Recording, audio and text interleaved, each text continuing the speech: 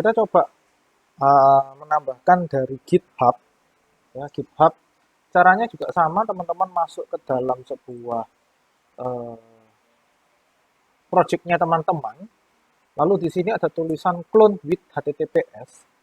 Ya, ini bisa di copy langsung seperti ini. Coba nge-clone pada my store, was awesome.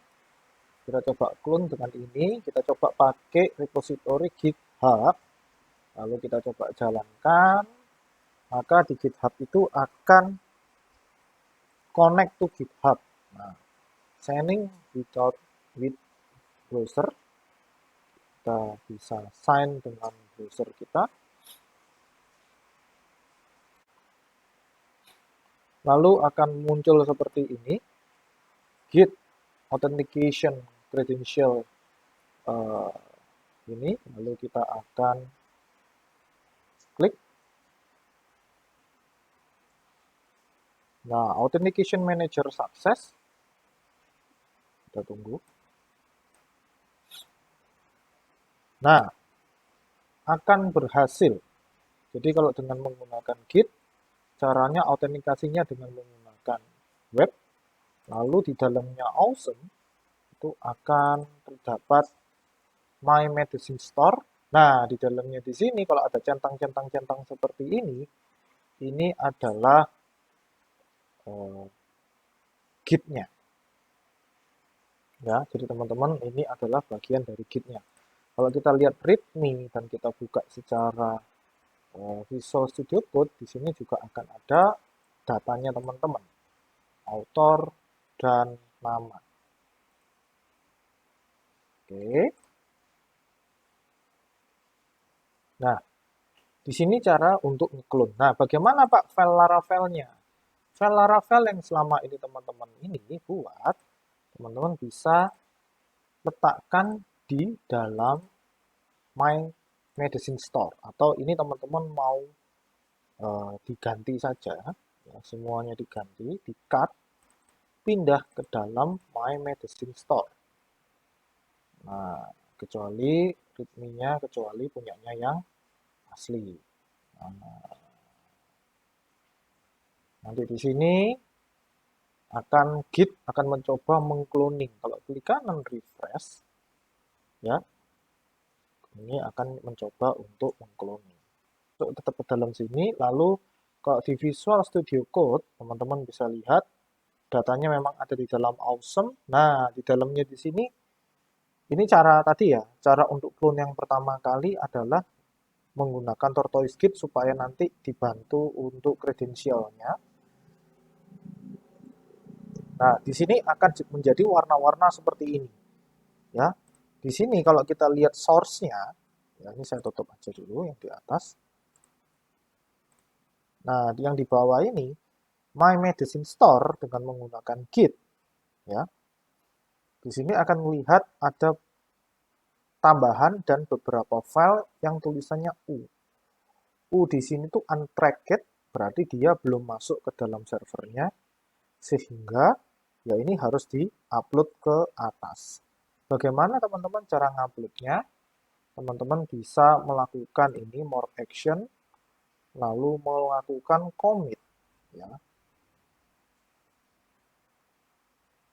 Ada banyak macam-macam, ada commit all. Kita coba lihat satu-satu. Nah, there is no stage to commit.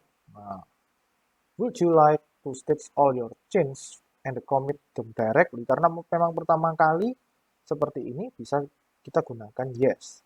Tapi kalau mau satu-satu, ini kan ada 91. Ini komitnya caranya di plus seperti ini. Nah, di plus seperti ini dan seterusnya. Ya, tapi kalau nggak jadi di commit, ya pakai minus. Jadi ada tombol plus minus ini berarti file-file yang katanya untracked atau 91 data baru ini, ya kan kita pilih salah satu. Tapi kalau ini baru pertama kali, ya commit bisa langsung commit all. Nah, commit, provide commit message. Teman-teman harus melakukan informasi kalau mau commit. Insert Laravel Framework 7 initialization, nah, misalkan ya.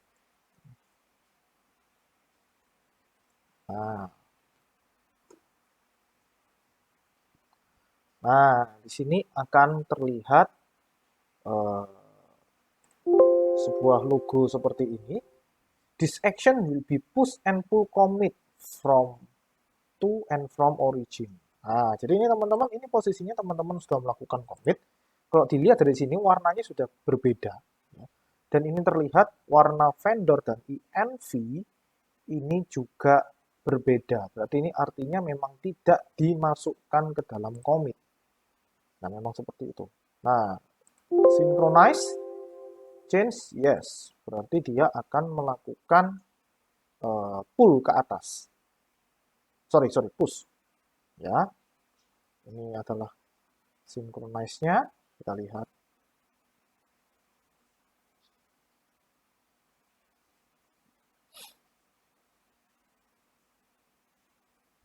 Nah, would you like to periodically git run? Ya, bebas. Boleh.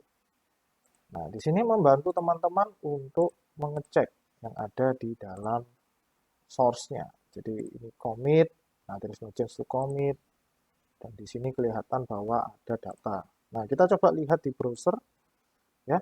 Kita lihat di browsernya tadi, kita tadi punyanya GitHub. Nah, di dalam GitHub akan langsung bertambah file yang tadi kita commit. Nah, ini tulisannya inisialisasi Laravel Framework 7, 2 menit yang lalu. Dan sini terlihat ada komen-komennya. Nah, di sini juga terlihat bahwa INV dan vendor tidak akan masuk. Ini adalah cara yang dilakukan untuk mengsubmit ke dalam GitHub. Pak, yang untuk GitLab bagaimana? Memang untuk GitLab perlu ada penyesuaian, mungkin nanti akan ada tutorial lagi yang lain, ya. Tutorial lagi yang lain untuk teman-teman bisa melakukan update dengan GitLab. Oke.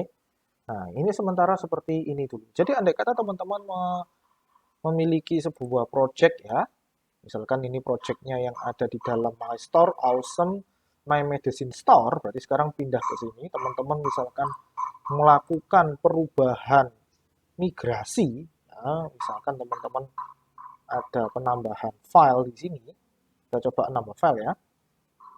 Oke, kita buka terminal, cd awesome my medical store php artisan migration, nah, misalkan create, misalkan supplier stable, misalkan ya, enter. Nah, di sini langsung otomatis ada tulisan U. U ini artinya ada file baru yang belum ada di repo. Ya, belum ada di bagian repo. Sehingga di sini ada warnanya seperti ini dan teman-teman diminta untuk U ini seperti informasi kalau ada pentol warna seperti ini itu artinya ada file baru yang Anda belum update ke Git. Nah, sehingga andai kata ini sudah selesai ya, asumsi ini sudah selesai, teman-teman melakukan penambahan. Bisa tinggal tombol plus ini, ya, stack change, atau melakukan commit. Nah, nanti akan ditanyai, commitnya itu yang mana? Ya, semua stage, misalkan yes. Nah, apa keterangannya? Ada file migrasi baru untuk supplier medicine. Nah, nanti kalau sudah, tinggal tekan synchronize. Push and pull. Nah, dengan menggunakan UI Visual Studio Code seperti ini, push dan pull-nya teman-teman tinggal tekan tombol synchronize change. Jadi ini akan langsung mensinkronisasi yang ada di atas dengan ada yang di komputermu. Ini enaknya. Kalau teman-teman menggunakan Tortoise Git, ya teman-teman kalau menggunakan Tortoise Git, nah ini simbol-simbol ini itu juga dari Tortoise Git juga. Teman-teman tinggal menggunakan ada namanya commit. Nah, ini git commit.